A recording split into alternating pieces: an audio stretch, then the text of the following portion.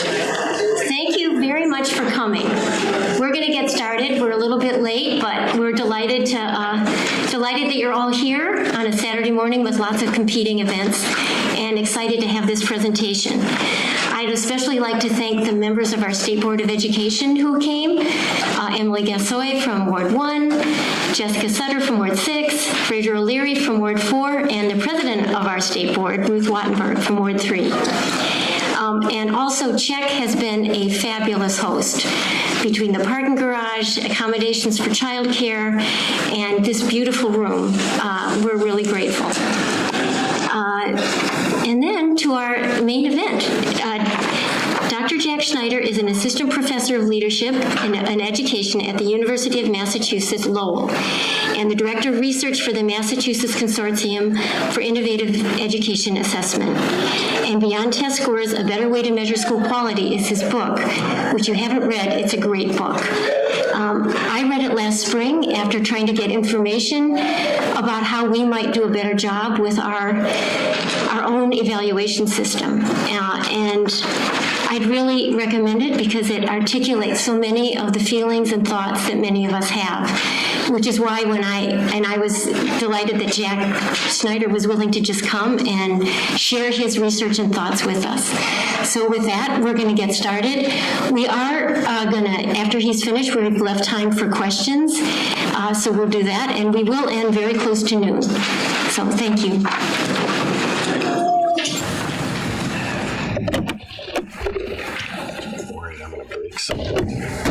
We are different heights, so I need to adjust this. Well, hi, everybody. Thanks for coming out on a cold Saturday morning. I imagine there are other places you could have been, so I'm flattered that you came here to chat with me. So my goal is to, as quickly as possible, and warning, it's not going to be quick, give you a sense of what I do and how I approach these questions. And that's not because I think that this is the very most informative way to get us all on the same page and moving forward. It's because I can't think of a better way to help you understand how I can help you answer the questions that you've got. So I'm going to move as quickly through my stuff as I can. I'm going to shoot for half an hour. Inevitably, it's going to tip over into about 40 minutes, and then we're going to have time for questions. So rather than me guessing at what you're interested in, you'll actually be able to tell me what you're interested in. And if I can help you think through some stuff and be an ally and an advocate, then that's really the reason that I'm here today. So let's dive in here, and let's see if I can make this work. There we go. So for those who are possibly not familiar, but I'm guessing that most of the folks in this room don't need a whole lot of history here. Just a kind of quick run through the rise of measurement and accountability. So a real shift in 2002 when No Child Left Behind was passed, and NCLB required annual testing in 2 subject areas, English Language Arts and Math, in grades 3 through 8, as well as 1 year of high school. And it required that those scores be disaggregated by student subgroup. Now, that last piece is actually a pretty important piece that did help expose a lot of gaps that existed in schools and in communities and districts and at the state level. And really, it was a law that had good intentions, I think, right? So folks like Diane Ravitch and I disagree about this. Diane believes that the law had some ill intents behind it from the very beginning. I think it was a well-intended law that was really poorly designed by people who don't entirely understand how schools work and actually care more about bureaucratic efficiency than they do about communities, but that's a separate conversation. So, you know, the kind of naivete is captured here by this George W. Bush quote: we measure, we post the scores, we look at results as if it were so simple, and we'll talk a little bit about how that really is not how things work. And of course, there was this troubling stuff that that came in the package, right? AYP, adequate yearly progress, which were these fairly arbitrary cut points designed to move all schools to 100% proficiency, which is just on the face alone a kind of ludicrous aim in a country that has so much historical racial and economic inequality, and punished schools that weren't making progress as if that was the best way to get them there, right? Teachers are somehow like hiding their best lesson plans in their desks, and that actually these kids really don't have any gaps in privilege that may be preventing them from learning. It did make this kind of unprecedented level of data available to the public. On the one hand, that's a great thing, right? I think most of us in this room would probably agree on things like transparency and information. But as I think we'll come across over the next half hour or so, that it really depends on what information is being made available to people and how that data do not speak for themselves, right? That it is not simply we measure, we post the scores, we look at results. It really matters what you're measuring, and how you're telling a story with the data that are available. So a shift in 2015, right? What's better than not leaving students behind, right? And NCLB, we didn't leave them behind, but we didn't make sure they succeeded. So ESSA was the update to NCLB. So the Every Student Succeeds Act, it was, kind of the same old story as NCLB, where the testing requirements of NCLB were maintained, and then ESSA mandated the inclusion of one additional factor was the official language used in at least some of the documentation, right? In response to criticism that NCLB was just all about test scores, ESSA said, no, it's not all about test scores, it's mostly about test scores. And one other thing, which was mostly attendance. It did eliminate federal sanctions, but state sanctions persist. So it's like, who cares? So measures remain quite similar. Here's what we get. 100% of states, and I'll include DC when I say states, include achievement scores and graduation rates. The vast majority include test score growth and gap closure, which of course is just a different way of looking at test scores. It's still test scores. And then half do college and career readiness, which I'll just leave it to you to guess how that's measured. It turns out not to actually involve tracking students into colleges and careers. I said I would let you guess. You can guess. So let's talk about how the data from the past 15 years or so have been presented. They've been presented traditionally in the school quality profiles. Here's one from Massachusetts prior to our recent update. It is not public friendly. Let's just say that. Way down here we get, this is a kind of performance level for this school, and my eyes are going on me, so I can't even tell you what the overall rating here is. This is how states traditionally approach this work. Yeah, they were making it available to the public. It was on the website. I mean, never mind the fact that lots of people don't have internet connections. Never mind the fact that there are professionals in education who don't know how to read this. The state was posting it. They left open a massive industry, and that is the repackaging of data for a public audience. And groups like GreatSchools.org were only too happy to fill the vacuum. And so what we have seen over the past 15 years is a cottage industry of third-party providers that have made it their business to tell the public how the schools are doing. GreatSchools.org is the biggest, but it is not alone. Niche.com, SchoolDigger.com. I mean, they go on, and they get meaner and nastier as you get down the list, because, of course, many of them are driven, not like GreatSchools.org, by foundation dollars from the Walton Family Foundation, which, of course, has its own ideological agenda. Many are driven by advertisements, right? So in an effort to get clicks, they do things like produce lists of the 10 worst schools in your city, or the school schools with the worst teachers, or, right? This, of course, is not something that I think we can all get behind, right? Whereas most of us would support transparency and information, many of us in this room would probably have questions about the degree to which this is information versus some other form of storytelling. I'll point out here that one of the key strategies that greatschools.org and others have used is the simplification of school rating into a number or a series of stars or a letter grade. So I've circled here 4 out of 10, which of course, you know, if you care about your children, you will run for the hills 4 out of 10. 4 out of 10 isn't even an F, right? That's way below an F. And so this move has been portrayed as being totally neutral, rooted in data. It's just the evidence, just the facts, folks, whereas this is a very particular story being told.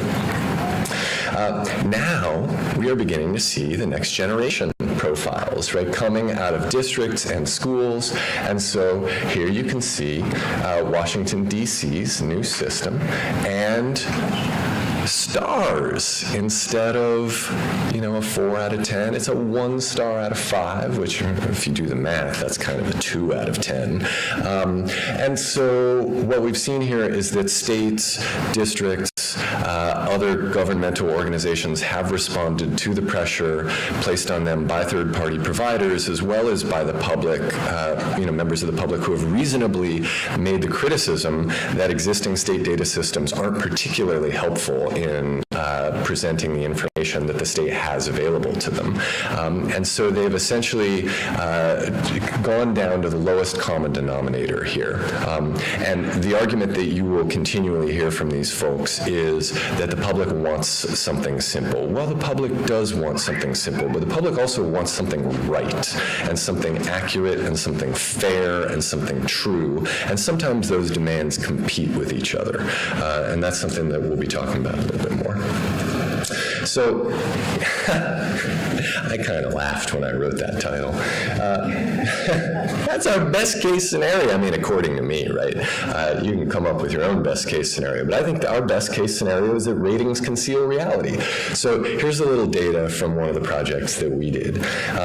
We've got, this is a small district, so we've got this consortium with 7 districts in it, ranging from the very small, just a few schools, to the very large. The Boston Public Schools are in our consortium. And there's a small district with 7 schools, and then what we did was we rank ordered them by what is listed there in the second column, MAPPI, so that's the Massachusetts Progress and Performance Index. That's the state's rating. So we just ranked them 1 through 7, the way the state does. And then we used our school quality framework composite, and we don't do a composite score because we don't believe that if you put, you know, apples and oranges and pears and peaches and pineapples all into a blender that you get something worthwhile. And maybe that's a bad analogy because I think that sounds like a pretty good smoothie. So we don't do a composite, but we thought, what if we did a composite? Would it be any different? Because we measure a whole lot of stuff other than test scores and attendance. And, you know, it seems like that #1 school is probably a pretty good school.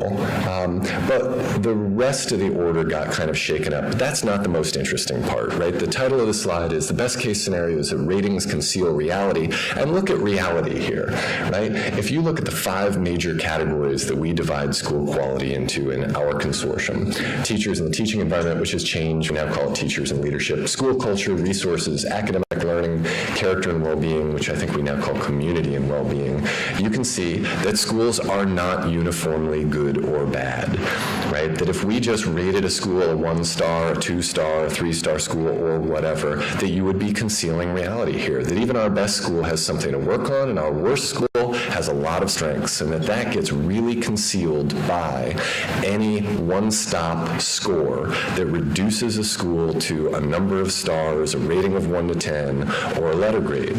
And so I'll just highlight 2 things. This top school, which truly does look to be pretty solid across the board, and I have visited it, has something to work on, has some serious things to work on. And I talked with teachers about this. I said, why do you think your school got a 5, right? You were 5th out of 7 in the district, and you're so good at everything else. What's going on? And they had a lot of stories to tell. Now, first of all, it tends to be this school historically has been the most racially segregated school in the district.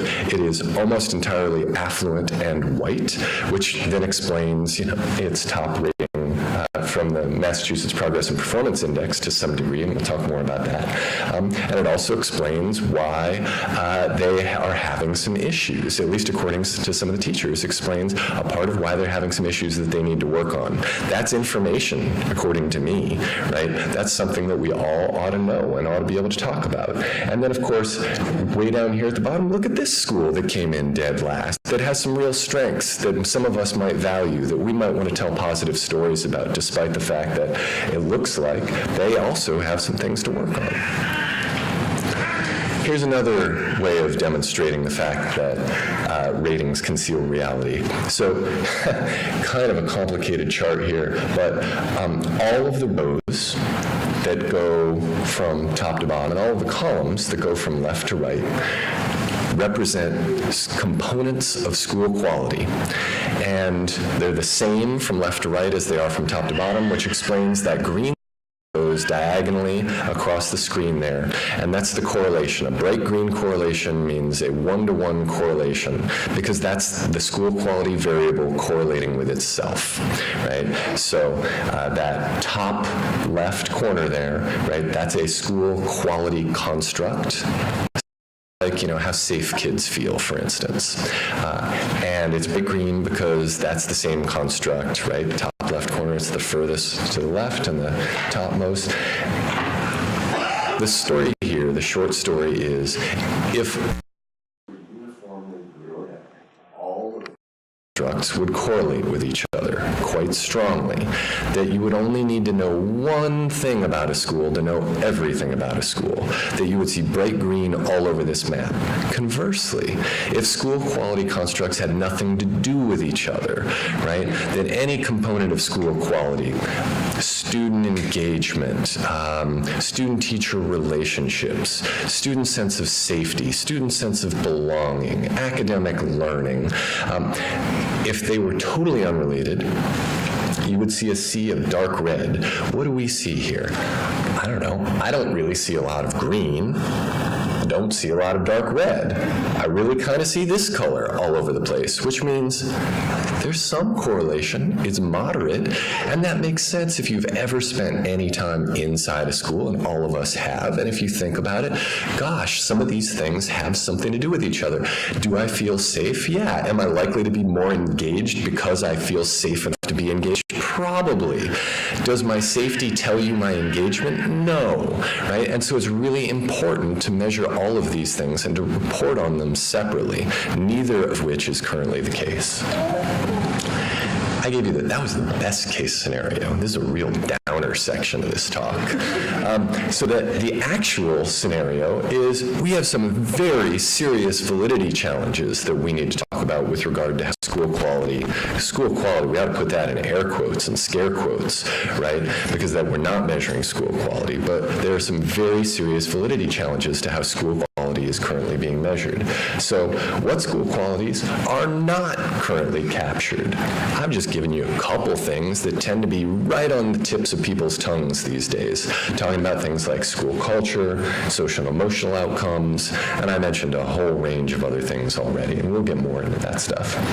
And then there's another question. So beyond what we're not measuring, what are we measuring that we shouldn't be measuring? And in this case, right, if we're looking at proficiency scores on standardized tests, and, growth scores are better, but growth scores have their own issues, and we can talk about those. But if we're looking at proficiency scores on standardized tests, and that's the bulk of many rating systems, including here in DC, what we see is that there are very strong correlations between those proficiency scores and demographic variables like parental educational attainment, family income, neighborhood income, right? That it ought to raise the question for us, are we actually measuring schools here, or is this just demographic data in disguise? And if it is, we have some very serious questions to wrestle with, because what we're saying to people is this is a rating of a school, and what we're really saying is this is who lives here in this neighborhood. These are the kids who attend this school. And if you're putting a label on it and saying this is bad, you are scaring particular kinds of people away from particular kinds of school, which is going which is going to exacerbate segregation, which is going to exacerbate inequality. So let's take a look at one, and this, by the way, is from Ed Hartle at Stanford, who is a renowned psychometrician. So it's a simple chart, but there's a lot that went into this. Let's just take a look at one graphic here. Influences on student test scores. I think, for instance, of some of the rhetoric about the single most important influence on a student's life is the teacher in front of the class. No, it's not. No, it's not. What's green? Out of school factors, right? Where's the teacher? The teacher's the blue. I mean, of the in-school factors, right? Of the in-school factors, the teachers are the biggest, just slightly bigger than other school factors. But unexplained variation is bigger than teachers, right? There's a big problem. Here's another way of thinking through what test scores tell us. This is a correlation table. We're not going to spend too much time on it, other than to say, for those of you who aren't familiar with correlation tables, that a bunch of asterisks behind a number generally means this is a statistically significant finding. This is most likely not just random chance. And what we can see here is this is percent free and reduced price lunch, which is it's a crude proxy for income. But what we can see here is just look at the relationship between student test scores, their mean scores, right? So that is an almost deterministic, really inverse relationship, which means the poorer the school, the lower the test scores, right? The richer the school, the higher the test scores.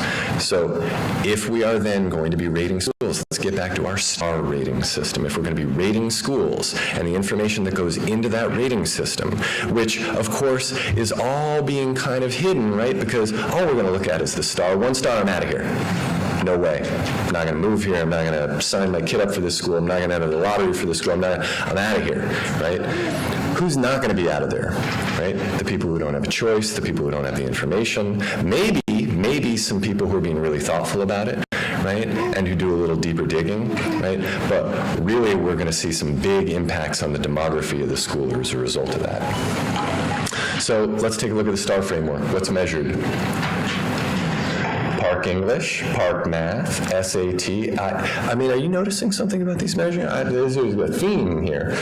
Graduation. Okay, well, that's a new thing. That's not a test, but of course, we do see lower graduation rates from historically marginalized racial groups, from low-income students, from special education students. There's another pattern there, right? It's our most vulnerable students. And so, again, when you're building that data in without accounting for the fact somehow that our most vulnerable students are going to be scoring lower on it, and it may have nothing to do with their school quality, and it certainly doesn't have anything to do with how much their parents love them or how big their brains are, right? Because I often do hear that, right? Well, maybe it doesn't have anything to do with how good the school is, but, it's like those kids are going to be sitting next to my kid. Yep, and your kid might learn something from them, right? Because they're a little different than your kid, and so your kid isn't just going to get him or herself mirrored back, right? You might actually get some new information, but that is not included in any existing district, state, school measurement. Oh yeah, they measure attendance too. So why is this a 1-star school? Maybe it is. Maybe it truly is. I haven't walked through it, right? I just sort of picked at random a school and thought I know what I would claim. I would claim that it's a 1-star school because of demography. Let me just take a quick look at the student demography here. Wow, okay, that's what I expected, right?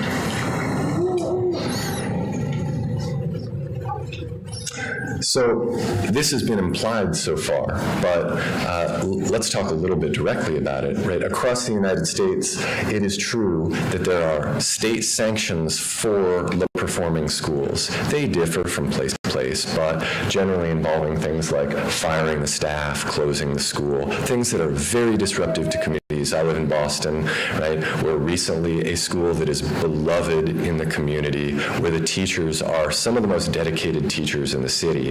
The school was threatened with closure because of low performance, and the community actually stood up and fought that back. And some of the discussion was around, gosh, why would these people be fighting to keep a bad school? And I guess I'd like to turn that on its head and say, why are you saying it's a bad school? And of course, we know the answer to that, right? It's because there's a rating system that is perceived as being objective, when in fact, just because something is a number does not mean that it's objective. How did you get that number? Why is that the number? Where are the other numbers, right? That these are all human decisions that are, of course, subjective by nature, and that we need to be considering that when we're looking at a quote-unquote school quality rating. In addition to state sanctions, we have public stigmas, which in some ways are more troubling to me, right? Because we can push back directly against these systems like state rating systems, and we can say we need to change those. But there's a bigger problem when we're talking about hearts and minds and the way that people talk about schools and the way that they think they know where the good schools and bad schools are. This is where I have to remain calm. So I was saying earlier, they don't do this anymore. I've got an uncle who makes a living suing wrongdoers. And I called him and I said, can we sue Trulia? And he said, what do you want to sue Trulia for? And I sent him these screenshots that I took. And he said, yeah, we can. And so I wrote a piece in the Washington Post, and unfortunately, Trulia pulled it down the next day. So they don't have this tool anymore. There are tools like this. And this was the most egregious. So this is Somerville, where I live. Somerville is a historically very racially diverse, very diverse in terms of income, small city, the most densely populated city in New England and one of the most densely populated cities in America. And it is adjacent to some real wealth. And so often what we see is folks will leave Somerville to go find the quote-unquote good schools in Winchester or Belmont or, wherever. So this is Trulia, and what you can see here is I set the bar to 1, right? These are greatschools.org ratings. I said, well, show me all the schools, including all the crappy level 1 schools. I say that facetiously, of course, because my daughter goes to school here. So I set it to 1, show me all the schools. And it shows me all the schools, right? Those are the black dots, which I think have apples in them, but black's an interesting choice. Then the green is all the homes that are available for purchase. So I think like, oh, okay, well, if I don't care at all about my kid, I can look deeper into some of these homes. But what if I do care about my kid? Again, I'm being a bit facetious. So I set the rating to 10. What happened to the schools? They're gone, right? I couldn't possibly live here, not if I care about my daughter, right? Now, never mind the fact that she goes to school in this district, that she's quite happy, right? That she feels supported and loved by her teachers. This is where I often cry here because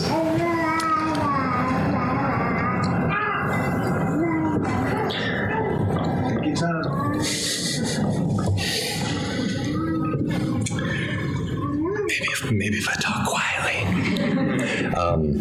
This work is really bound up with racial justice and economic justice. And I have watched her school transform racially and economically in a way that has pleased some.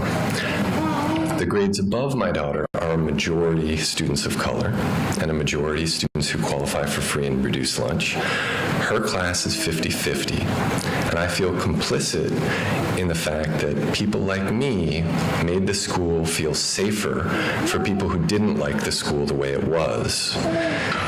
And people like me, who have kids who score well on tests, helped the school earn a higher rating from the state, which attracted a new population of students. And I just went to our winter concert. My daughter's in 3rd grade. The 3rd grade, so they did 3rd, 2nd, 1st, and kindergarten all together in the morning. It was very cute. And the classes got less diverse. Now, I couldn't guess at the economic diversity, but I just counted the race that I was able to see. And of course, race can be invisible too, and I don't know how some of the kids identify. The classes got less diverse as we went down. that if you care about racial justice and if you care about economic justice, you have to care about the way we rate our schools, because when a school rating goes up, it changes the population and it draws those people away from other schools that might have been diverse schools. And what we see is that diverse schools are constantly under threat.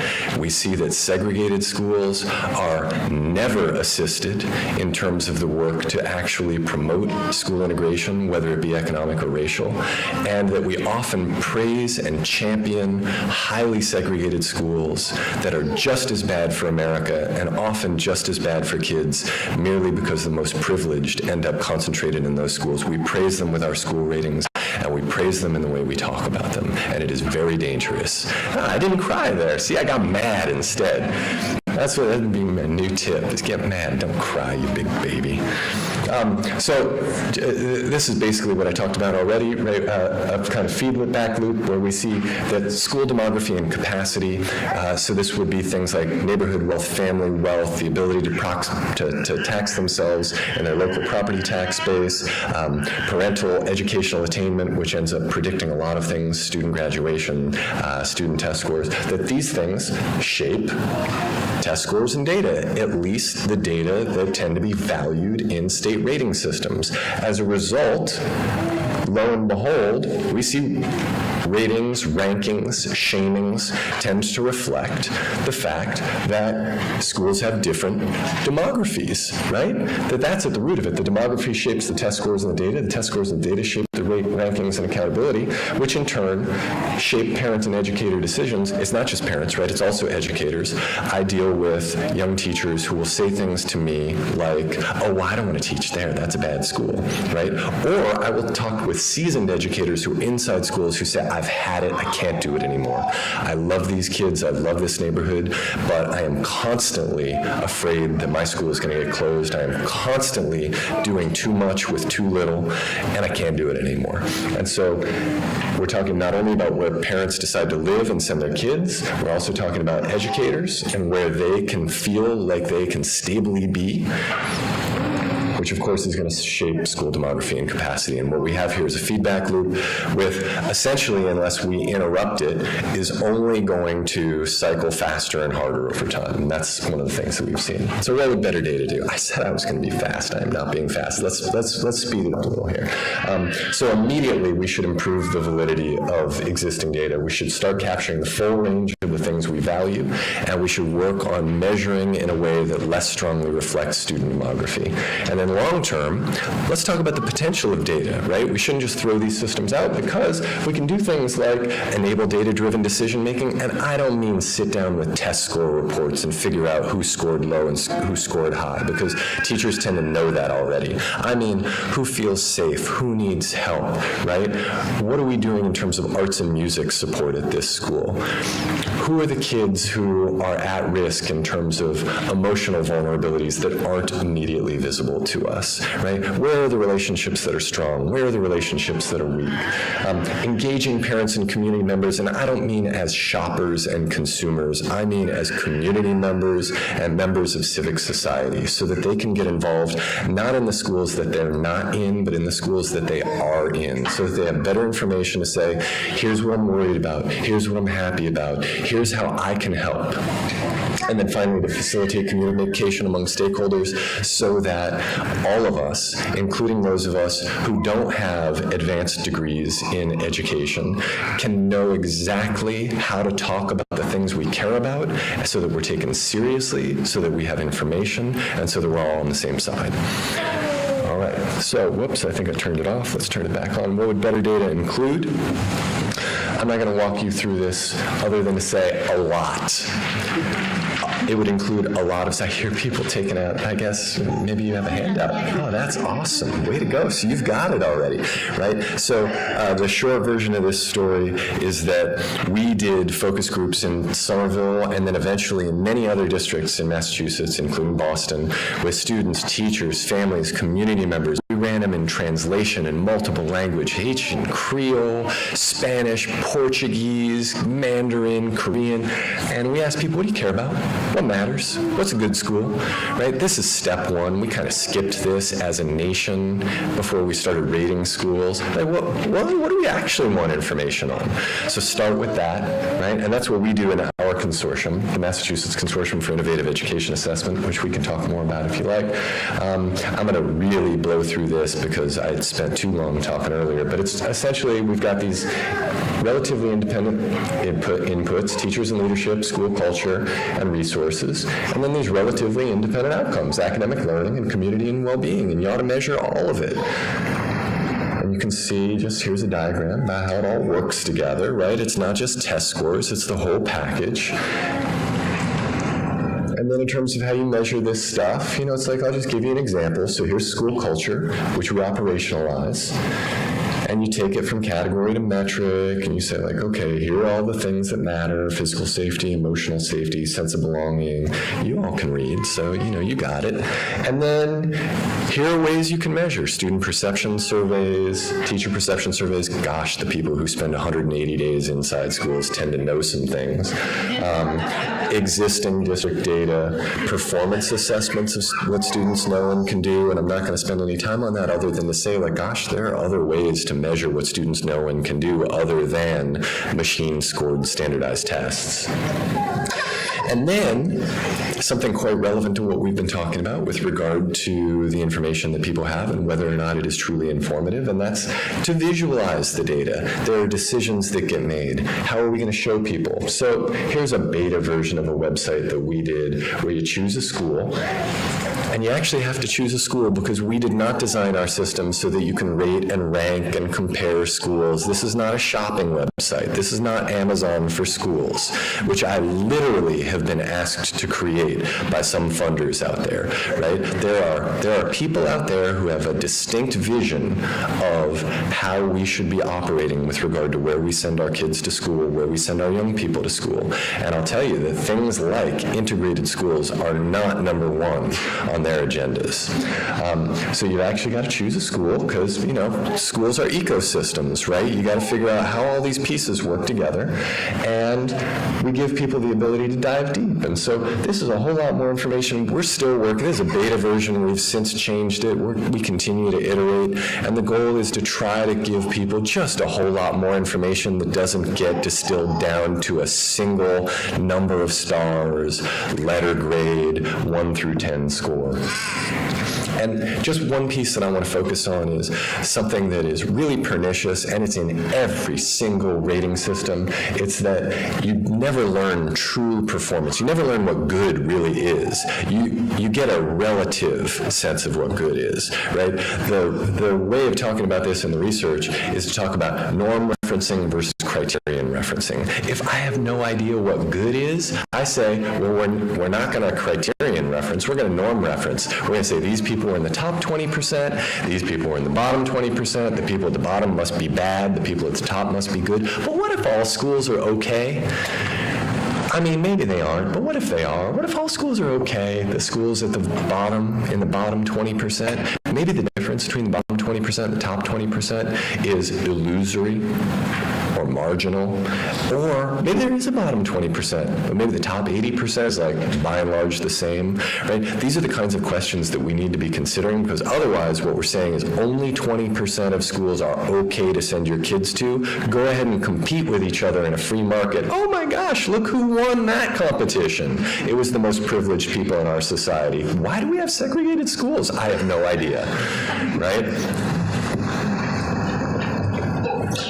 I'm not going to walk you through the methodology here. You're going to have to take my word for it. In the interest of time, we did a good job. So I'm going to do that in the future. So we did an experiment. We put people in 2 different rooms. One group had access to the existing state data system. The other had access to one of the new systems we designed that was more comprehensive, didn't have an overall ranking of schools. You had to actually figure out how the school was doing across a number of different dimensions. And then we asked them some questions because we were worried. We thought people were going to say, like, oh, no, I couldn't even figure it out. I didn't learn anything. No, on every measure, in terms of just how much people felt they know, the new system beat the old system. Oh, okay, we kind of expected that, right? How much did you learn from this information that was new to you? The new data system outperformed by 20%. Okay, pretty good. Congratulations, us. So then perceptions of quality. This is my favorite, and this one's a little hard to understand. And I'm going to try to talk through it simply and quickly, but we can come back to it if, you have data hounds among you here. And this is just to say, every year, polling finds that Americans think their own kids' schools are okay, and the nation's schools stink. Okay, how do we explain this? There are some people who say, well, Americans are stupid, and they don't know about the quality of their own kids' schools. And so they just say, no, my kid is special in the school. Well, there's a lot of evidence to contradict that, and I'm not going to get into it right now, but I think the simplest and most convincing way to explain why maybe that's not the case is, what do you know about the 98,000 public schools you don't send your kids to? I do this for a living. I don't know anything about those schools. I know a lot about my daughter's school, if only by seeing who she has become that I can't take credit for. That's where she mostly is when she's not with me. Okay, so if we say, gosh, people rate their own kids' schools more highly, maybe it's because of the data that they have access to about all those other schools. So in our experiment, we tried to account for that. And what you see in that third rating is that after people looked at school quality data, and you can see new data group, state data group, we asked them to rate their familiar school, which for most people was their own kid's school, and then a school we randomly assigned to them, a school they would know nothing about unless they used data to try to figure it out. If they knew a school, it didn't matter what data they looked at. They had kind of the same perceptions of school quality because they already knew the school.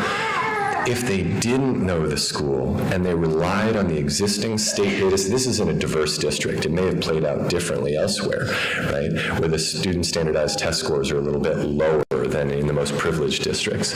If they only looked at the state test score data, they thought, oh, well, that's a bad school. But when they looked at more comprehensive data, they came up with the same ratings as people who were familiar with the schools.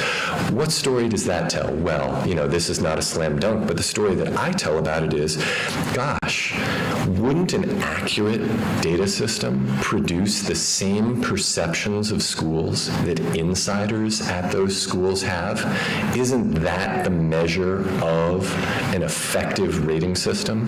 That people will walk away knowing something similar to what insiders know. They won't have all the detail, they won't have all the knowledge. So I did things like trying to understand that school that I showed you in DC as a one-star school, just like I read their student newspaper and I looked at pictures online. You do the slightest bit of reconnaissance and you begin to get a different story of the place. Would I send my kid there? I don't know. I need to go get more information, but I certainly wouldn't stop at a one-star rating. We're not going to talk about that. So in terms of moving forward, data systems can inform stakeholders. I am not here to encourage everybody, throw data out, let's go back to the old days. Hey, listen, the place we're at now is a response to troubling practices that previously existed, right? That's reality, and we don't want to go back, but, right, we can build data systems that have greater accuracy and breadth, that measure more of the things we care about, and that measure less of the things that actually have nothing to do with the school. That we can treat schools more fairly in this process, and in so doing, we can encourage people to not engage as terrified shoppers who feel that they have to compromise their belief in the civic good in order to do right by their children educationally. We can do better than that. But as we do this, I don't know, are we going to change how people make decisions about where to live, where to enroll their children? I'm not sure data is powerful enough to do that. I think that's a bigger mission, but we'll see. And is this going to foster higher levels of engagement, right? Because so many of us, despite the fact that we want to be involved with schools, right, we don't have the information to do it. I don't know if we have the information. Is that going to change things? Maybe. I mean, I'm talking to the wrong audience in terms of people who aren't presently engaged in schools. You all showed up on a Saturday to talk about this stuff, so you are engaged. But will we be more broadly engaged as a society? I'm not sure. And will all this strengthen school or teacher practice?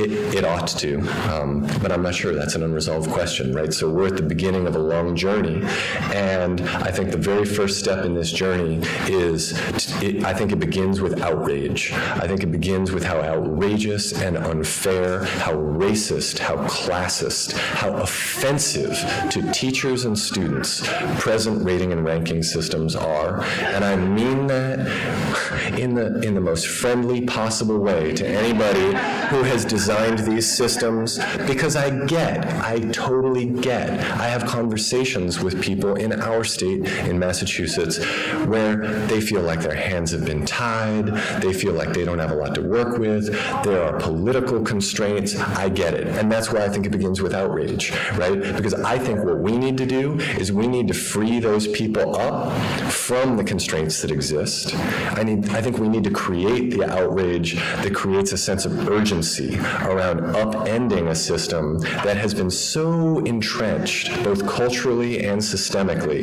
that it has felt like we can't do any better than include attendance scores alongside test scores, right? We can do better than that. Let's all get mad. All right, thanks.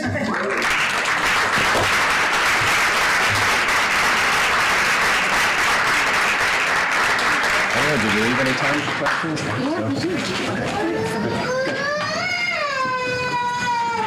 So we do have time for questions. So the microphone. Somebody got mad? Yes. So the microphone is right there. If you would line up. And please keep your questions brief so that we can get in as many as possible. And Jack will answer them. Or he'll try. Or try. Yeah. Thank you for this presentation. My name is Marla Dean, works at Education Council Legislature. First of all, I would like to know more about your perception of principal turnover. I am a 30-year educator, was once a turnaround principal. Really think that that is the canary in the mine indicator that we don't spend enough time on, because I think it's an indicator of how well districts are supporting schools when principals turn over rapidly. So I want to know that. The other piece I really appreciate is because this is my personal charge. When I became a turnaround principal and realized how this was so structural in so many ways, one of my friends said to me, Marla, here's the problem. Black people don't even want to send their kids to school with black people. And so I said, that really hit me in my heart, because we talk about white flight, but I live in a middle-class community in a larger area where 7 is considered not so middle class, and the black flight and the impact of reducing that stigma that you're talking about to bring black middle-class families back into public schools so that our kids are not stigmatized broadly is something that I'm personally committed to. So I'd like to know your thoughts around that. Yeah, thank you. That both of those are really good questions. I'm going to take them in reverse order. And so one of the reasons why I almost always use the phrases racial justice and economic justice side by side is that if we just talk about racial segregation, we're missing that other critical piece. And you're absolutely right that we have seen middle-class families and affluent families depart from urban schools particularly, diverse schools in general, at rates that are greater than the sort of racial separation rates. And so, I like to push back when people suggest, that racial integration is more important than economic integration. And this is not to say that I think they're wrong, but I think both are critical, because I think there's nothing wrong with an all-black school if that's what people want. And what I mean is the people who are in that school, right? If they believe that this best serves their children and who their children are, right? I am open to that possibility. I don't want to send my kid to an all-white school. I am not an African American. I do not suffer the systemic injustices that community suffers from. I have a harder time imagining the argument for 100% low-income kids concentrated together, right? I have trouble imagining how that serves the aim of justice in the same way that I've heard compelling arguments for, let's say, an Afrocentric school. And so I think those two pieces need to be side by side as we're talking about the aim of integration and we're talking about how we measure schools and who we're messaging all this stuff to. In terms of principal turnover, so we look at teacher turnover as, to use your phrase, a canary in the coal mine, but you're absolutely right that the turnover of leadership is absolutely a sign that there's a problem in a school. And I think flipping the script is so often a useful way of dealing with some of the ways we've seen schools be embattled over the years. So oftentimes it will be presented as this school is failing. As evidence of that, look at how many leaders have turned over. And it seems to me, gosh, is that evidence of a school failing, or is that evidence of a larger failure to do what needs to be done to support that school? And so what we talk about in our consortium is we talk about reciprocal accountability, and we've tried to build a system that shows how all responsible parties are performing there. So we measure resources, for instance, lots of different kinds of resources that a school needs, because we ought to be able to answer the question, why do our principals keep turning over? And the answer is not, no, it is a bad school, there's nothing that can be done about it, it's a basket case. The answer is often something like, gosh, this school has been asked to do too much with too little. Gosh, this school has been rated and shamed for so long that any principal who succeeds is going to get the heck out of there, and that most principals aren't going to succeed.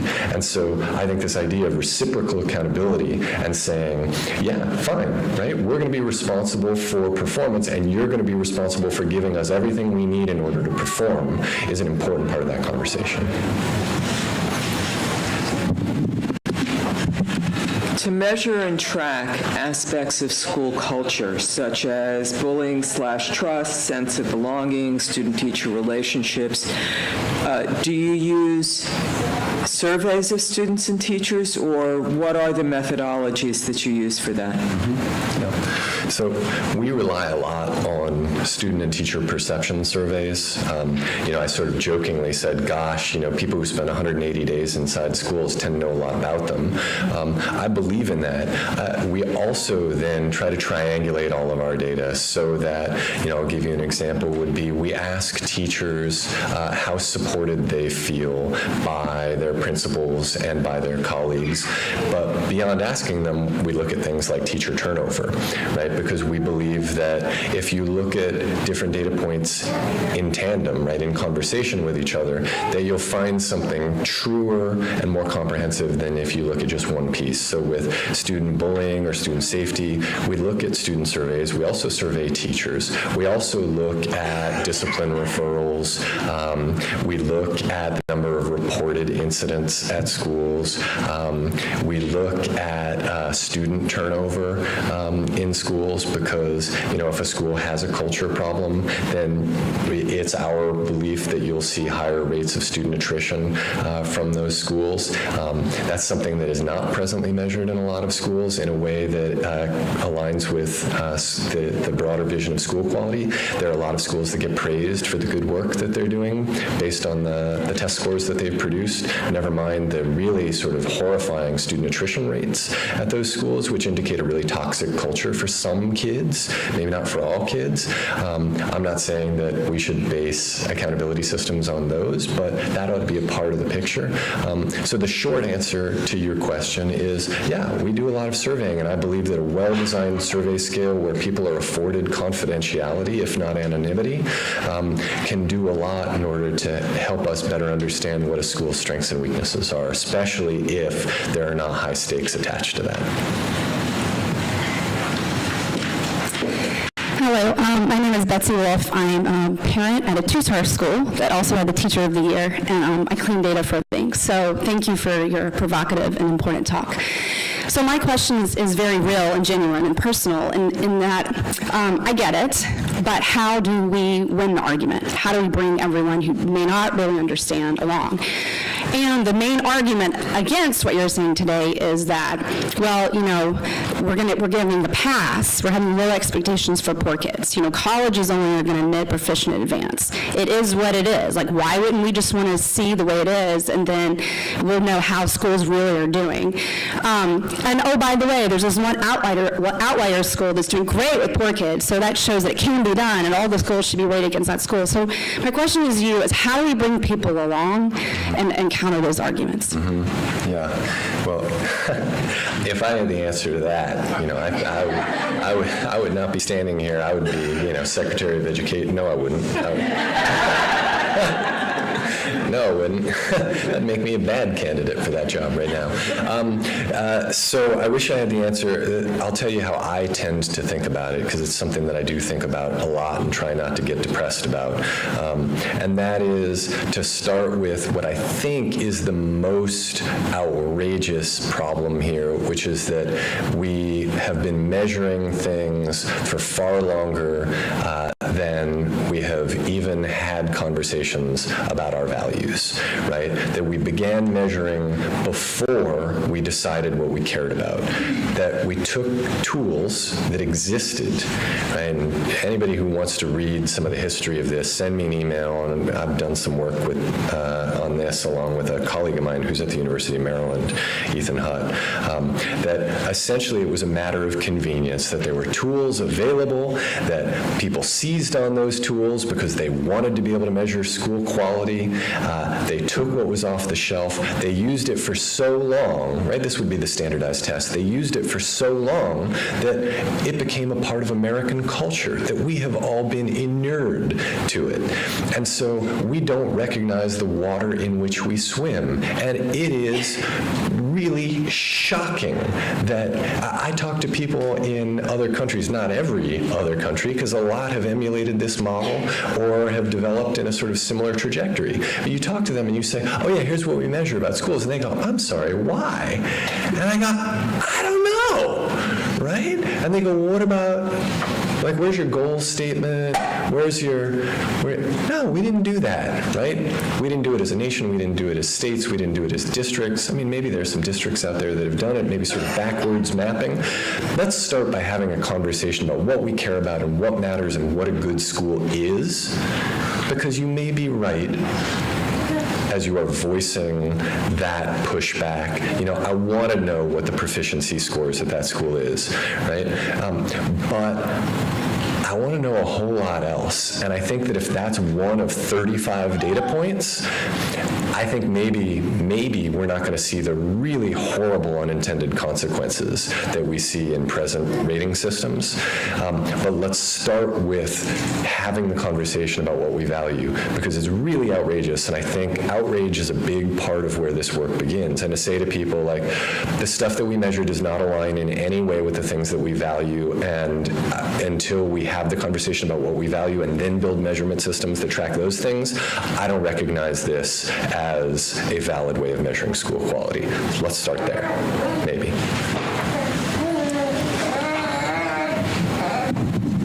Hello, thanks for coming. In your very last statement, you included both academic data and attendance data in the very same phrase, I think, same sentence. And I'm wondering how you factor in information such as attendance, truancy, absenteeism, and student experiences that precede K through 12 schools, such as early childhood development, early childhood education, social networks, that sort of thing, that may be at least correlative information. Yep. So I think one important point to make here is, so we include attendance data as a means of understanding the culture of a school, right? Because I think that is indicative of a school's culture. Do students come to school on a regular basis, right? But it's really critical that we do not assign some sort of summative rating rating. We don't assign ratings at all. We try to provide information for people and organize that information in a way that helps them make sense of it in our consortium, because you do want to provide the data, right? So it gets back to the previous question where, sure, there may be demographic predictors of some of these data points, but right, I also want to know, right? And I think the way around that is to say, well, so let's not rate it then, or let's provide some accompanying language that explains how to interpret this, and let's contextualize it in a whole lot more evidence of what life at a school is like that tries to capture the school's ecosystem. In terms of the second part of so the first part of the question was about attendance data, and now I'm forgetting the second part of the question was about student experiences that precede K through 12, that sort of thing. Yep. So in terms of building out, we haven't done this yet, but the long-term vision is I think we need to build out systems, data systems that really are structured around this vision of reciprocal accountability so that we know what resources did kids have prior to coming into this school so that we can begin to drill down when we say, hey, our kids are struggling, to get beyond the simplistic explanation that somehow the school has fallen down on the job or that the family has fallen down on the job, and to think like, well, what are the supports being provided by our society and our community to these young people, right? Where are there opportunities to read? Where are there safe places? Where are there opportunities to play? Where do they feel like they belong? And to ensure that every young person has that from the time that they're born until the time that they're in our schools. Only then can we say, okay, now maybe it's on the school, right? We knew they had every support, right? That the kids were supported equally until the time they arrived in school, right? And now they're coming out on equal. Something's happening inside this school, and I think that that's important to begin thinking about, not just for the purpose of contextualizing what schools are and are not responsible for, but in terms of supporting all of our young people, especially the most vulnerable, is to figure out what supports exist and let's make that transparent. Yesterday, I found out about something called Goodhart's Law, which was an amazing thing to me because it was an article about economics, and they were saying that how if you have a data point that you measure, and that becomes the value that you're giving bonuses toward or whatever, that it skews the whole system. It destroys the measuring point of it. And I thought that was so important about what we're doing with these test scores. That, and I'd like your comment about that. Yeah. It's sometimes also referred to as Campbell's Law, and Campbell phrased it slightly differently. It was something like, the more weight that is placed on a particular variable, the more likely that variable in an accountability system, the more likely that variable will be to be corrupted, essentially, right? So if you say, hey, student attendance is a really good predictor of positive long-term outcomes, so we're only going to measure that, then that variable is going to be corrupted. And what's going to happen? We can all guess the kinds of policies that would be developed, right? Hey, you get a $100 gift card if you have 100% attendance. You get entered in a raffle to go to Disneyland. I mean, I've seen schools that have these kinds of practices, right? And that actually totally misses the point, right? It's like, no, it's a predictor of long-term positive outcomes because you like school, you feel safe in school, you feel like it matters to be there. You've got somebody at home who is saying you better go to school, otherwise you're going to be in trouble here. That person cares enough about school to be wanting you to, right? All these other things. And so I think you raise a really important point because it's important to measure more stuff, not just because we care about more stuff, but because that's the only way to build a less corruptible system that doesn't lead to people chasing stats, right? right? That's essentially what we have forced educators to do in the same way that it's happened in law enforcement, right? We've essentially said, like, juke the stats, however you've got to do it, right? Cut art, cut music, cut history, cut whatever isn't tested. Recess, Chicago Public Schools didn't get recess for a decade, right? Never mind the fact that they're human beings, right? Little human beings who ought to be valued, who ought to play, right? Never mind the impact on their physical health, never mind the relationship between physical well-being and academic outcomes, right? It's like you're encouraging people to juke the stats there. Look at Atlanta, right? Where we have Beverly Hall, who was superintendent of the year, ends up being indicted on a cheating scandal, and you've got educators going to jail over this. Not a surprise there, right? You set up a system, we didn't do this, right? But a system was set up that essentially encouraged people to do that. If not encouraged, maybe something even stronger, right? Required that they do that if they wanted to maintain their jobs. So you're absolutely right. It's a really critical point. Hi, my name is Maria Chikev. I'm the principal here at Czech. Welcome to our school. Thank you. And I've been living in outrage for a while, so excuse me if I get too emotional. But I want to thank you for so clearly illustrating the injustice and the flaws of the star rating system and the fact that it's not designed to lift all schools up. And in fact, being norm referenced, there will always be level 1 schools. Who creates a system that's going to have level 1 schools forever? When I first realized that, I was like, I cannot believe this. So my question is, and you mentioned growth model, in the star rating system, there is some credit for growth in the elementary school. They said they could find out a way to measure growth, but they told the high school principals, we haven't figured out a way to measure growth in standardized tests for high school, so as a result, you won't get any growth metric. So maybe you have an idea that you could share with our Office of State Education of a growth metric that we could possibly use in the high schools. So I am, if somebody from that office would like to get in touch, I have lots of friends who are psychometricians who would be only too happy to talk through how that is absolutely possible. But I will also say 2 other things.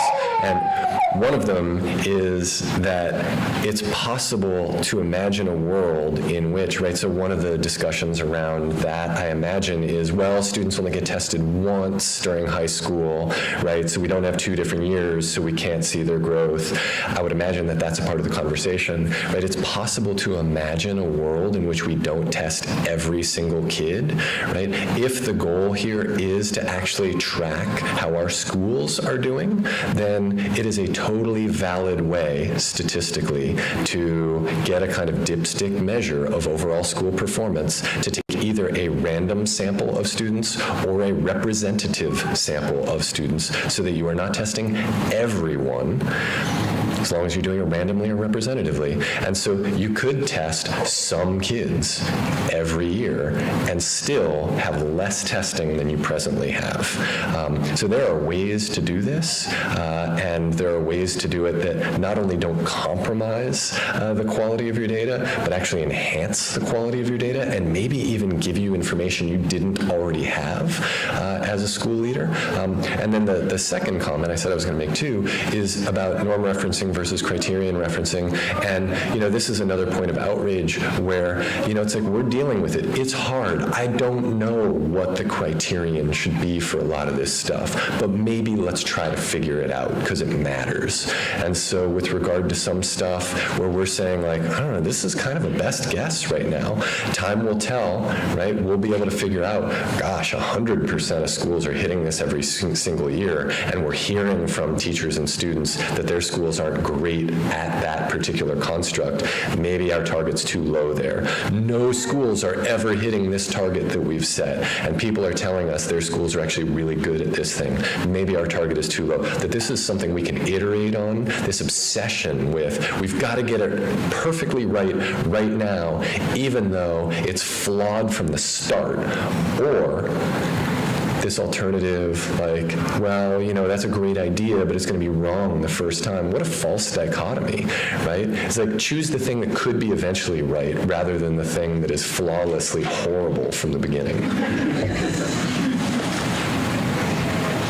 Hello, thank you so much for being here. My name is Allison Kreiner Brown, and I'm wearing a few hats here, one of And which, baby. yeah, and this is Zora. And Zora has very, very strong feelings about this. And also, it's her nap time, but the conversation in the event is way too interesting, so we're just going to work through this. But my older daughter is at a school that received 2 stars that I absolutely reject as being a 2-star school, and I'm wearing a number of other hats, one of which is I'm one of the community people who was crazy enough to sign up for as a task force that the State Board of Education has convened. I know there are a few other folks here and some state board people and a lot of good folks, which also thank you, Shay, for putting this together because this is fantastic. I have a very specific question. So in the context of all of this, which was great, this is like the education version of church, so I appreciate that. Right? So for DC STAR system, and I'm sure this is other places too, although also noting we're only one of 2, I think it's us in New Jersey are the only ones who are doing Park now as like the major, which, yeah. So one of the arguments that was made for why this is a better system is just focusing on the elementary level. So the Park tests are still, 70% of the school's rating. And we've been told that this is better because it's only partially proficient, but it also includes growth. And so how the Park growth is measured, every time I feel like I really understand it, then it like slips away. But I'm wondering, what in this context is the argument for those of us who are trying to reduce the impact of standardized testing as a whole, but can you give the specific counter argument to using the Park or the standardized growth metric and how that is problematic? Yep. So growth scores, and by the way, just a note about Park, that Common Core became a sort of political hot potato, and so this is something we've studied. Where everybody dropped Common Core except they didn't, they kept it. They dropped Park except they didn't, they kept it. They just renamed it. So in Massachusetts, we don't do Park. We do MCAS 2.0 because we dropped MCAS to do Park, and then people got mad about Park, so we don't do Park, but it's Park. It's just MCAS. It's back. Anyway, that's a whole other set of shenanigans. A can of worms indeed. And so, God, it's really interesting. Well, we won't get into that. So growth, why growth scores are still problematic. Growth scores, if we're going to just go for the low-hanging fruit, let's go to growth rather than proficiency scores, right? At least it's possible that a diverse school, right, that has like a bunch of low-income kids could match the scores of a very high-income school and therefore look good enough to be diverse, to remain diverse, so that you're not scaring the hell out of people, right? Growth scores better than proficiency scores, but here's the problem. If you went to, let's imagine a world in which we go to 100% growth and that's all we measure. We just measure growth scores on standardized tests. Not only do we have this problem that was raised earlier, which I referred to as Campbell's Law, where the one measure that we are relying on is going to be corrupted, but we're also going to see all of these unintended consequences, not with regard to gaming that particular measure, though that's certainly going to happen, but with regard to the withering of all of the other essential aims that we value. And so if all we value are growth scores, then when educators get together to talk about what's going to happen next in terms of our building's improvement, right, in terms of serving our kids, the data they're going to have in front of them is going to be test scores in math and English, as opposed to all the other things that maybe got them into the profession in the first place, all the other things those parents of those kids and the families of those kids are hoping for their children, right? That's not going to be on the table when they're having a conversation about what do we need to focus on as a school. In terms of attracting educators to the profession, who's going to want to teach if the only thing that is valued is a standardized test score in math and English? Where are our music teachers going to go? Not into schools, right? Where are our history teachers going to go?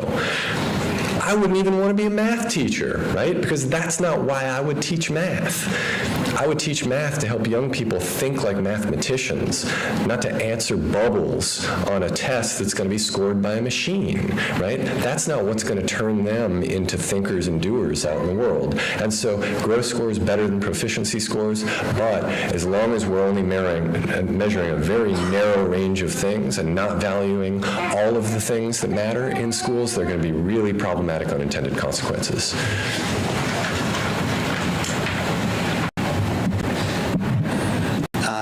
Dr. Schneider, thank you for an amazing presentation. I can't wait to read the book. Oh, thanks. My name is Mark Simon. I'm with the Ward 1 Education Council, and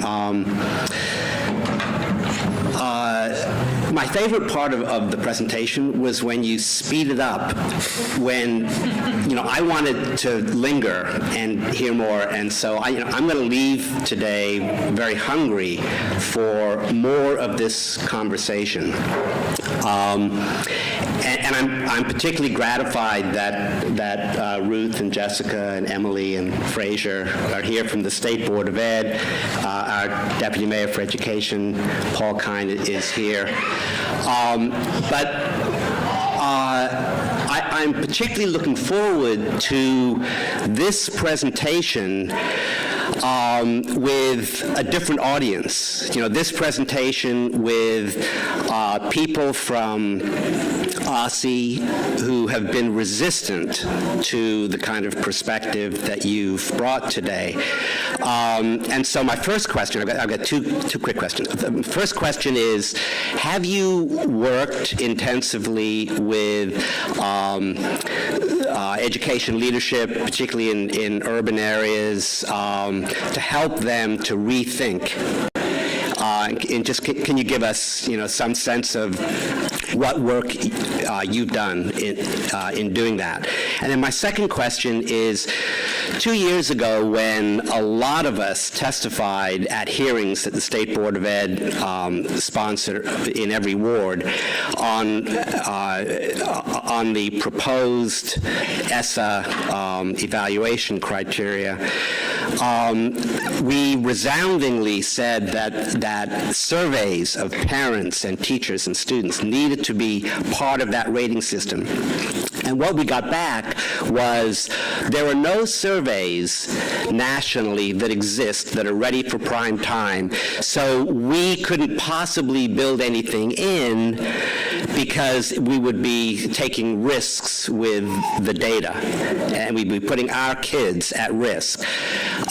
So my second question is, are there ready for prime time national climate surveys available? What do you recommend? Have you developed any, et cetera? I'll take those in reverse order because the second one's easier to answer. Yes. I'll elaborate. I like being able to just answer a question in one word.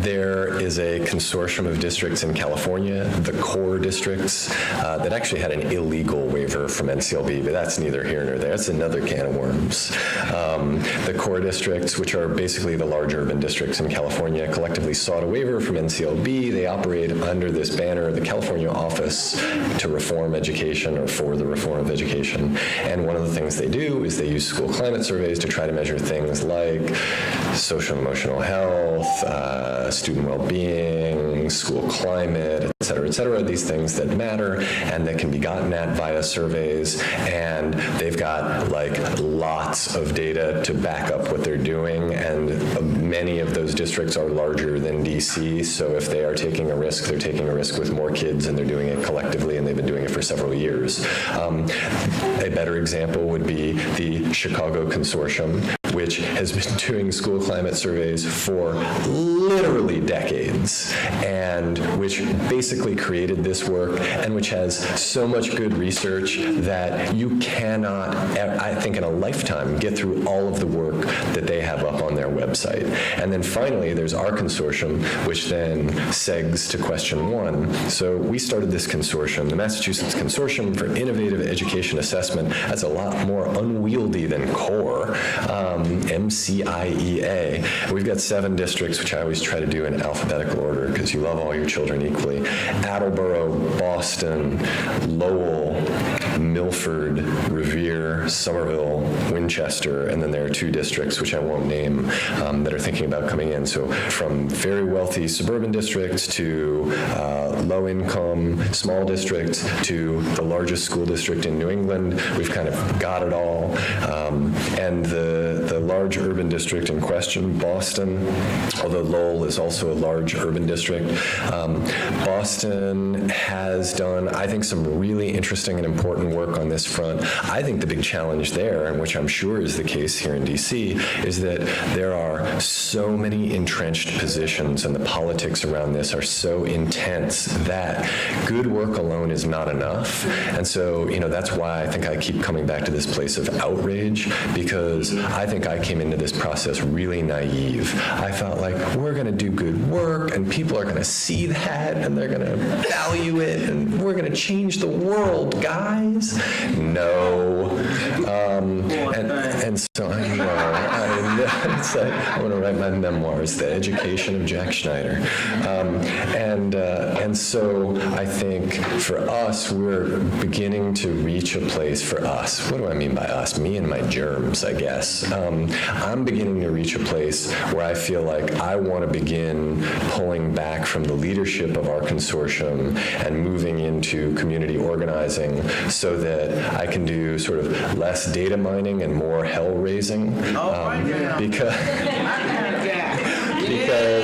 Because I think, that's ultimately what is going to break political gridlock. That's what's going to change the minds of people who say, actually, we can't do that. Right? It's like, it's easier not to do stuff. It's easier to maintain the status quo. It's easier not to upset the powers that be. It's easier to keep the checks flowing. It's easier, right? Et cetera, et cetera, et cetera. But, you get a bunch of pissed off parents marching in the street, like, oh, maybe we got a different story here. And so I learned a big lesson in Massachusetts when there was big, dark money backing the expansion. And I don't want to get into a charter school debate other than to say that big, dark money backing a bill that would have transformed the school choice landscape in Massachusetts, and none of that money was coming from Massachusetts. And I thought that we were sunk on that matter. And people got mad. Parents got mad. People marched. It was really inspiring. And I thought, like, wow, what if we did that in terms of like the rating and shaming of our schools? And we said, we're fed up with this, right? We're fed up about what it's doing to our kids and what it's doing to our communities and how it's dividing us. And that would be really cool. I'm not going to do that while wearing my Director of Research for the Massachusetts Consortium of Education Assessment hat. But, maybe if I put a different hat on, we could do it, and we certainly can do it together. So I think it's a great question. Since we're running out of time, I wondered if the 3 of you, we just have to stop this, if you could just phrase your questions so we can get them on the record, and maybe Jack can quickly address them because we're so close to the end of time.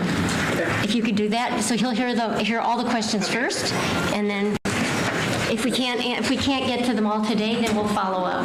Okay, one of mine might be long. I'm Catherine Reinhardt Mello. I'm the parent of a preschool-age child in an elementary school that didn't do well in the star ratings. I have 2 questions. The short one, I think, is with the potential of parent surveys, how do you make sure that you really get a good representation if people might not complete the surveys to be able to get good data and something that shows really the experience of everybody? My second question is related to trying to figure out how to look at how schools do with different groups of kids. If they're, how is the school meeting the needs of a kid that is high performing and everything's going pretty well at home, at school, everything, as well as a kid in special education, so that parents have that kind of information when they're making that decision about whether a school meets the needs of their kid. Awesome. Hi, my name is David Koenig. I'm a history teacher at a charter school here in D.C. You mentioned a school in Boston that was threatened with closure and that fought back against that, I presume, successfully. So we've recently, in the last few weeks here, had a number of school closures, not immediately, but voted to close at the end of the year. One of those is a charter high school in one of the toughest, if not the toughest neighborhoods in the city. I watched the testimony from that school's community, parents, students, alumni, and it was deeply moving and heartbreaking to hear them talk about all the good that the school had done for them, and it swayed 1 or 2 votes. It went from 7-0 in favor of closure to 5-1 in favor of closure. And so I'm just wondering, what did that school in Boston do to successfully fight against closure, and in hopes that that could be replicated here in DC? Thank you. Gary Ratner, Citizens for Effective Schools. I'd like to follow up just briefly on Mark Simon's question about the school climate surveys. There's one survey that you didn't mention, which I think seems to be superior to the other ones. I'm not familiar with yours, but the Core District and the Chicago Consortium. It's called the School Climate Assessment Instrument out of California State University at Los Angeles. And as far as I can tell, it has 3 major advantages over these other surveys. One, it doesn't use the Likert scale, which for most of you, that's typical surveys. Do you care a lot about this? Sort of, a little bit, not at all. But it provides its own kind of analytic trait structure that offers the taker 3 different conditions for each item and in between. So it has the advantage of providing much more information. It's a useful guide, therefore, to actually what to change, because it's organized from least educationally successful to the most. It also, I think, has the highest predictive validity of any of these surveys. That is a correlation between doing well on the school climate and student learning. So I guess my question is, are you familiar with that particular survey, which has been around for about a dozen years? And if so, what's your opinion of it? Great. All right. So I feel like I'm in the rapid fire round here at the very end. I'll just take them in the order they came. So parents, I haven't done this since high school. I couldn't find any paper. So parent surveys are really tricky. So you don't want a non-representative, non-random, small sample, right? That's going to be a real problem. And so the challenge then is, how do you either get it random or how do you get it representative? And I think that the easiest way around that problem is to randomly select parents, right? This is not totally unlike trying to get census data out of people. Let's randomly select parents, and then let's make a real concerted effort to solicit their opinions, right? Yeah, a lot of them aren't clicking on your SurveyMonkey link. I can think of some reasons why. So there are some smart ways to go about it. We developed a technology, actually, where you can text message survey questions to people, thinking that maybe some parents who have phones, and maybe they're not smartphones, but texting, you don't need a smartphone, may be more likely to respond to some survey questions that way. It's also really important, as we're thinking through the parent survey issue, to think through what do parents know versus what do they think they know. Like, I think I know everything about my daughter and her school, but I don't, right? And so to really target your questions at the expertise that people possess in that particular situation. In terms of how schools are performing with different kids, I think that's a really critical question. One of the things that I didn't talk about at all, that I often talk about, is getting us away from this generic idea that there's a good school and a bad school and a medium school, and talking about fit. Because if we talk about fit, now we can start getting to the truth of the matter, which is that schools are right for particular kids, right? And that might even open up the possibility for greater levels of integration, because of course the real push for magnet schools in many ways was, hey, like, there are black kids and white kids and brown kids and poor kids and rich kids who all love art. et cetera, right? So to begin thinking about what are the different ways that we can build on the fact that kids are not generic, right? We've had to have generic schools because they had to serve everybody. But if we can think through some really tough problems, like how are we going to enable kids to get from one side of the city to the other if they don't have parents to shepherd them there, et cetera, then we can start thinking more about fit and more about what I think is the most beautiful idea of school choice, which is not about shopping, right? It's about finding your home, right? It's about finding your fit. And that it's not about pitting schools against each other in competition. It's about building an ecosystem so that all schools are working with each other to cover all of the territory that we need to cover in order to serve our young people. So I think that that's really important, and that we can also do things like we can slice and dice data, so it's possible to look at how schools are performing on a variety of things, including how safe kids feel, right? And just look at like how safe do our African American males feel? How safe do our special education students feel, et cetera, all really important to have on the radar. The third question was about school closure. That one, I almost feel embarrassed to try to begin to answer quickly because it's such a messy, complicated question and issue. This feels self-serving, but I don't mean it that way. So I co-host a podcast, an ed policy podcast called Have You Heard? You can just search it on iTunes or wherever. I do it with a journalist named Jennifer Berkshire. And we did an episode about that school. That may be useful. I think that one thing that is not going to be helpful in my response is that I actually I have a lot of faith in the leadership in the Boston Public Schools, even though it's a large bureaucracy that is hindered by political commitments. But I think that there's a lot of goodwill there, and that they were willing to respond to the demands of the public. I don't know the context in DC as well. I would hope that it's the same, but I can't speak to that. I can say that a big part of the success of any pushback against closure will be talking about the full public mission of schools, that schools are not test score factories, that the purpose of public education is not to prepare future workers, that the purpose of public education is to serve a democratic society, right? Go back and read state constitutions and how they justify the expenditure of public funds on public education, and you will find phrases like the general diffusion of knowledge, right?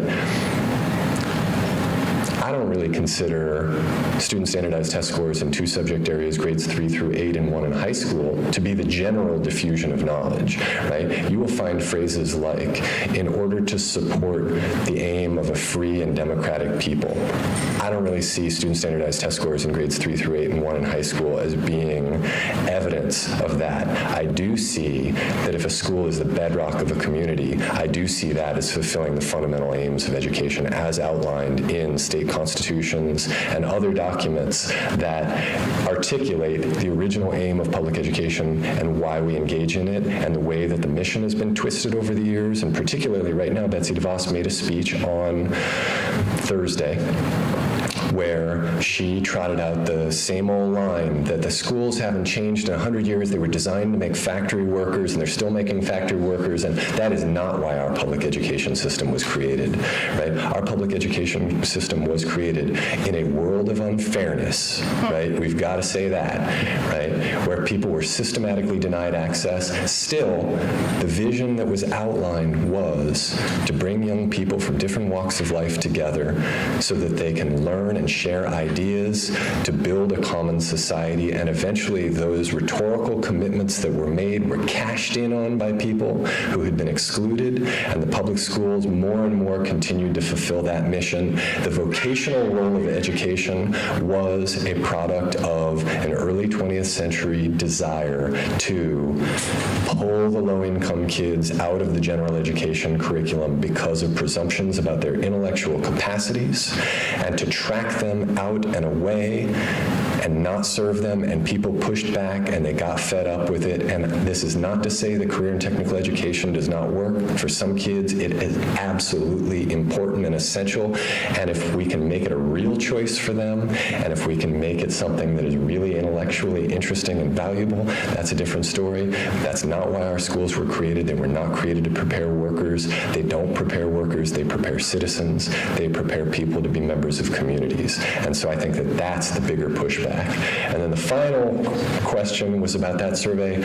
I looked at that survey once. I'll revisit it, and then if you send me an email, we'll have a conversation about it. But I would only challenge one thing, and that is that often surveys like that will try to establish their, I'm going to say establish their validity by pointing to validity, but there's no other way to phrase it really. They'll establish their validity by tying themselves to learning outcomes as they will describe them. But those learning outcomes are often standardized test scores. And so this is a general problem that we have where people will say, yeah, but how do you know that that matters, right? And then researchers will say, oh, well, there's a very strong correlation between measure X and student standardized test scores. But they don't say student standardized test scores. They say, outcomes, educational outcomes, or whatever, right? But if you tie everything to standardized test scores, then why are we measuring that stuff? Because if it predicts standardized test scores, or if it correlates with standardized test scores, then it's just standardized test scores, right? And so at some point we need to take a leap of faith and say, actually it just has face validity, right? It just has validity on the face of it because it matters, right? Why should we measure how safe kids feel? Because it matters. I don't care if it predicts student standardized test scores, right? Why should we measure how happy kids are? Because they matter. Why should we fight for integrated schools? Because it matters, right? Because the future of our democracy depends on it, and I don't give a damn if it predicts student standardized test scores. I got to go to the airport. Thanks, everybody.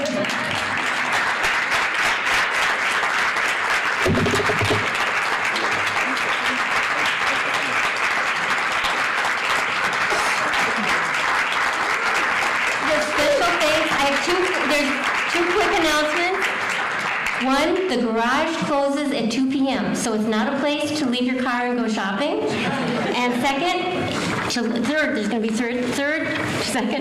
to leave, take the elevator that's this way on the Lincoln side of the building, because the other elevator is closed, to go down to the parking garage if you park there. And third, to wind us up, Ms. Zingatella is going to give us a quick announcement about the Black Lives Matter Education Week. Thank you. I promise I'm not as contagious as I sound. I'm Zingatol. I'm co-chair of the Board of Teaching for Change. And very quickly, we've been working really hard to pull together our second annual Black Lives Matter Week of Action in Schools. The DC Area Educators for Social Justice is one of our favorite projects. And we're partnering with the Center for Inspired Teaching and educators and community members to bring together a Black Lives Matter Week of Action. If you want to learn more about it, we gave away a ton of free books for educators to use in their classrooms and lesson plans for this effort. There are flyers on the table outside that weren't there here when you signed in, so please pick one up, and there are also some bookmarks. Thank you so much.